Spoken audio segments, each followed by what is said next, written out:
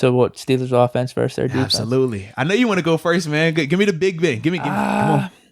I don't know. I just think so. Their main thing is Myles Garrett potentially getting to the quarterback, disrupting stuff like that. Which they do have a really good front, though. So here's the thing. They have a good rush defense as well, kind of like us. Our running game hasn't been that hot. It's been just kind of average. So I'm not expecting anything crazy from that. It might just be tough yards that are gained throughout the game, 3-4 yards, keeping the defense honest. So you know who it's coming down to then. It's coming down to Ben, man. He's just going to have to keep balling out and doing the things that he's doing. Like I said, Myles Garrett, we're just going to have to keep him in check. We get the ball out quick. I think we definitely have the big advantage on receivers versus their cornerbacks in their secondary. They've been giving up a decent amount there. It hasn't been too hot at all.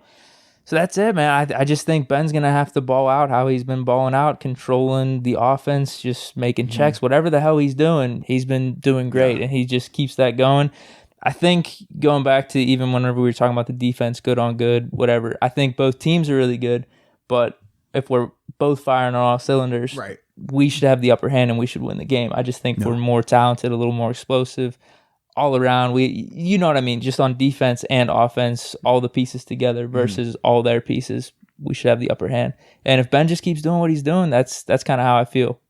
I like it, man. When I look at the Browns on defense, it starts up front for them. In terms of their rushers, we haven't seen a guy like Myles Garrett. J.J. Watt at this stage of his career isn't Myles Garrett. J.J. is still a good player, but he's not Myles Garrett. And no disrespect to T.J. Watt, but Myles Garrett, we talked about, is one of the elite edge defenders. You can debate if he's the number one guy. Like, he's in that conversation. Like him, love him, hate him, he's in there. Like, that's for certain.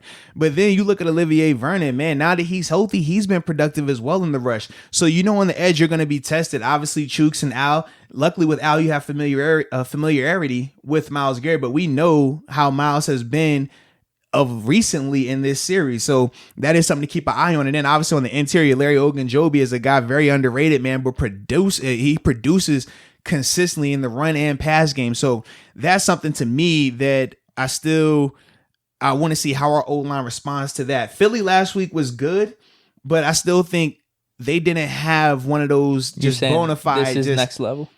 Not next level, but next level in the sense of, okay, last week you faced a Philly team that was deep in terms of you had a wave of guys that were really good, but even Fletcher Cox right now isn't in the Myles Garrett category.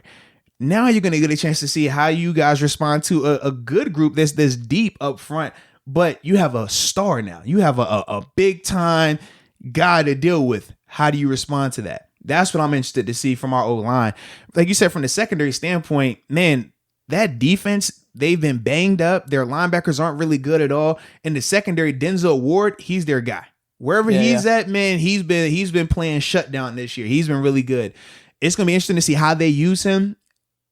I know initially I was thinking, well, maybe you go Claypool because Claypool was hot last week, but I think he matches up better with either Juju or Deontay just because of his size and what they're able to do as well. Match up as in if Claypool's on him, because Claypool's so much taller than him. Yeah, Claypool's a big just freak right now. You know what I mean? So in that regard, I don't know how to match up. Yeah, it definitely does. So that's going to be interesting to see like how they utilize him in that regard.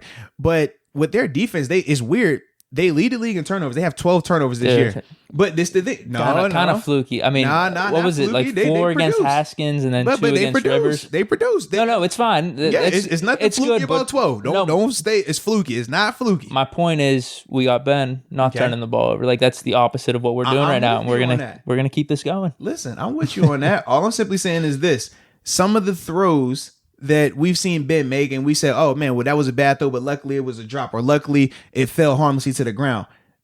They're opportunistic in terms of they aren't allowing that. Rivers had two where he thought it was going to be like that and one was a pick six. Like that to me, that's the only way I can see their secondary really having a negative impact on us offensively.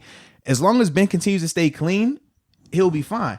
If he has a couple of bad throws in there, that could change the game. We do know that for certain because they might not be the best at stopping teams and they've allowed a good amount of points and a good amount of yards. But what they do great right now is create turnovers. They do that. You don't get 12 by mistake. You don't do that by accident. You don't just walk into that and, it was a fluke. I caught 12. Cool. No, that's not how that works, man. It's not. And I understand from a competition standpoint, we'll bring up, they played against Haskins. They played against Burrow. Phillip Rivers gave him some stuff. They played against Dak. I don't care about them winning or losing those games. I think I'm just talking about the turnovers where I don't know if that's going to be as much of a concern for us because I don't think we're playing that type of football right now. Like I said, just continue on. But all I'm saying is when you say we're not playing that type of football right now, I just know plays that I've shown you as well where it was like, yo, this could have been a pick, or if this the DB only one is I'm better. thinking is the Broncos, though. Be honest with you, that's the only one I'm thinking of. I'll show you later. All right, we're good. I'll show you later for a fact though. But it's all good. I don't know if I'm gonna want to see it. Be honest, you're probably not. I'm probably just not. I'm probably just gonna go blind at that point. We talked about it. I mean, you said Broncos. We talked about the different games where, okay, he's featuring this receiver, so he's trying to get him some touches early in the game, and it's like, whew, that could have been a pick six right there. Against the Browns, those have been picks. It wasn't it could have been or it probably should have been. It's like, no, they're capitalizing on those opportunities. So that's my only thing with that right now. I apologize. I just don't see it. I haven't seen it. I've only seen the Broncos drop. That's kind of it. Yeah. Everything else I thought have been good misses. So I just think Ben's playing pretty good, man. He's going to keep it going. That's all. I wouldn't expect anything less from you. It's all good.